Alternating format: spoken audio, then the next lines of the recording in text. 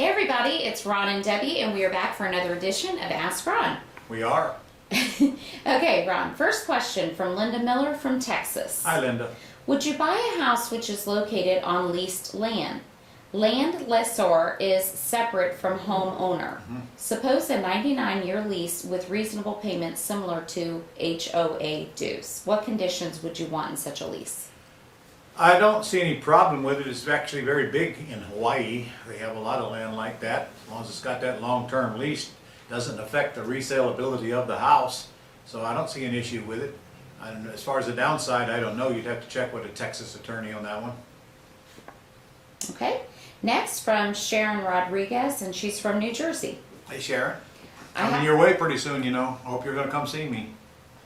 Okay, I have a deal under contract and a real estate agent who has her own separate investing business. Right. Referred me to a cash buyer.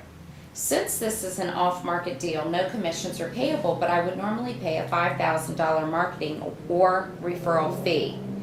First question, not sure which would be better. I don't understand the question, but I've never paid a $5,000 referral fee in my entire life.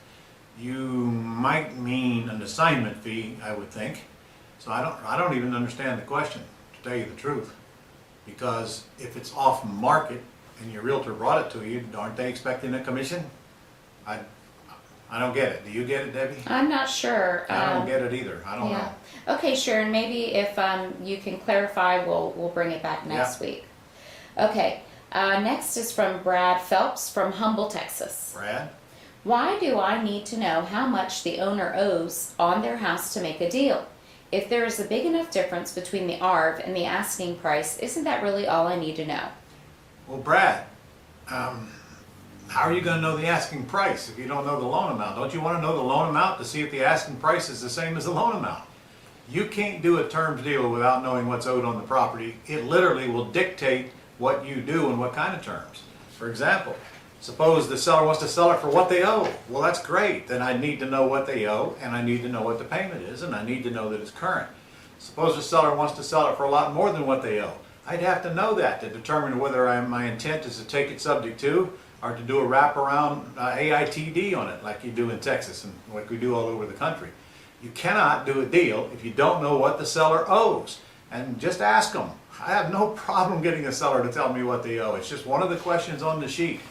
And just for the record, if you're trying to buy their house and he won't tell you what they owe, you're wasting your breath. You're never going to buy their house anyway. It's not your fault. It's their fault. They just don't want to do business with you. So move on. But you have to know what they owe. Can't determine your cash flow if you don't. You can't determine what monthly payment to offer them, which is almost always the same as the one they're making. And that's a big one right there. I have to have the facts or I can't make an intelligent offer. Go ahead. Okay, next is from Jake Landen from Arizona. Jake? So say you get someone to take $1,000 month payments, lease option, or seller financing. All right. Let's just say the seller will let you buy for what they owe on it, $160,000. Which means that is the same payment they're making. If you're paying minimum monthly payments to the seller and are keeping the extra on the monthly spread from the buyer, right, how do you pay off that loan, what you owe to seller without it taking ages? Well, it will take ages. And look, you just contradicted yourself in the question, which tells me you really need to get to the Quick Start School, both of you guys, because your questions are to the point to where if you get out there and you try to do business with the limited knowledge you have based on your questions, I'm afraid you're just going to make a big mess. You just asked me, you told me you're taking the loan subject to, and then you told me you're paying a $1,000 payment on it. That means you don't owe the seller anything. You're taking over their debt. They have no money coming. Whatever term is left on their loan is going to be the same term because you're taking over their loan. You can't change the terms of the loan that already exists. So however many months are owed on it, are owed on it.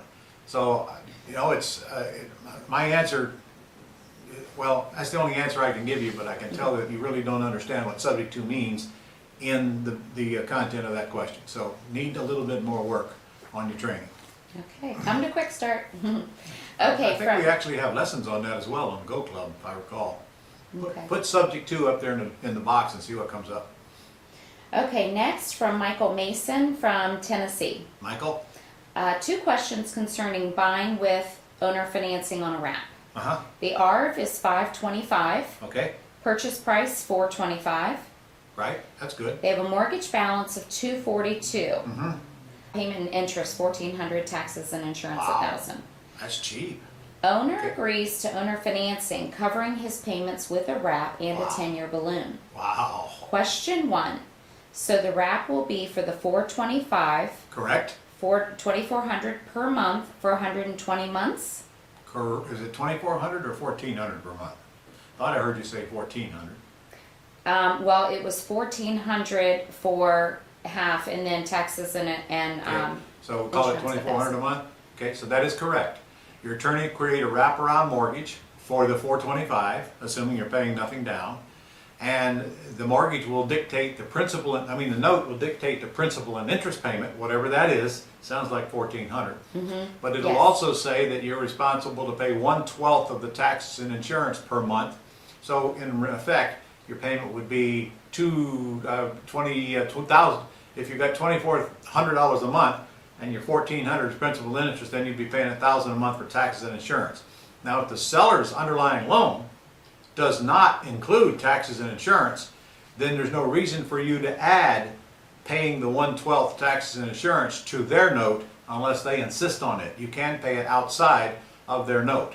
Honestly, it's probably a little dangerous because, it's a big chunk of money you got to come up with every year if you're not paying it per month, and you got to do it one time a year. So I don't mind paying 1/12 the taxes and insurance, and I don't have to worry about it at the end of the year, but it's entirely up between you and the seller, assuming there is no escrow account on their underlying loan, which it sounds like there isn't, which also would be rare. Most lenders today want to collect taxes and insurance to make sure they get paid. Yeah, part of the question was, can this note be with no interest, or do I need to mirror the interest rate of the first mortgage? Since he has a debt on it of $240 that has interest, there's no way you're going to get by with a no interest loan. Because he's paying interest, you're probably going to pay interest. Now you can word this thing so that, let's see, you're actually buying the house, so you're going to have to do a wraparound on it. You could create a principal-only payment, but your seller would have to agree to that. That means your entire $1,400 goes toward principal, but with a 10-year balloon, that's not, if the seller don't care, I sure don't care, but that means by the time that 10 years is over, I'd have to do the math, but you could owe him less than he owes because you're paying down so fast on the principal. And obviously that's not going to work if the seller finds out about it later and wasn't clear on the deal up front. So it's really whatever you can negotiate, but generally when you got a principal and interest underlying loan, you got a principal and interest loan going to the seller. Okay. Since your payment is the same, that's the best you're going to be able to do. All right.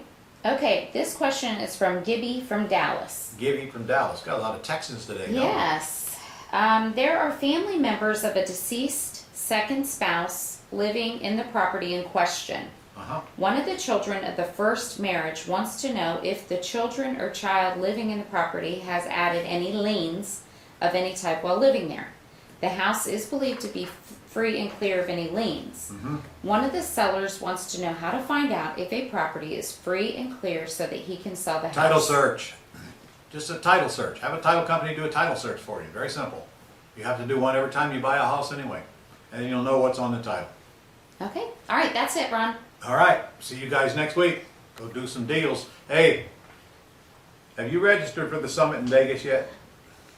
If you haven't, shame on you.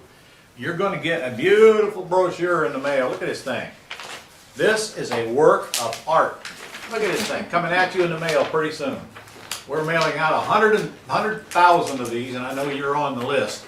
So when you get this brochure, I want you to open it up and read every single word of it. It cost us so much money and time and energy to put this together. You owe it to us to read this thing before you throw it in the trash. It's a beautiful brochure. And get registered for the summit because we're going to have a ball out there in Vegas the last week of June. Got a lot of things going on. You can read all about it in here. Very inexpensive, very inexpensive. And what a great place for you to bring a stack of leads. Did you know our virtual assistants are gonna call these leads for you and literally have deals waiting for you when you get there, for our mentors to call them and make deals while you're there? Where are you gonna get a chance to ever do that again? And we're gonna make some calls for you even if you don't have our virtual assistants, if you haven't hired them yet. So that's the only time we'll ever do that, is right here. So take a look at this when you get it. Be on the lookout for it. It's gonna come just like this. It's not in an envelope, right, Debbie? Nope, not in an envelope. Just like this. So get registered Yeah. for Vegas. You'll have one shot at it, and we're gonna have a killer event. So I'll see you next week on camera, and I'll see you in June in Las Vegas. Yeah, you don't want to miss seeing Ron get dunked in the dunking booth. Yeah, I had to bring that up. They made me go do a swim in the ocean at the last one, so there's no ocean in Vegas, so now I gotta get in a dunking booth, and you get to throw balls at me, I guess. We're going to have a great See you time. next week.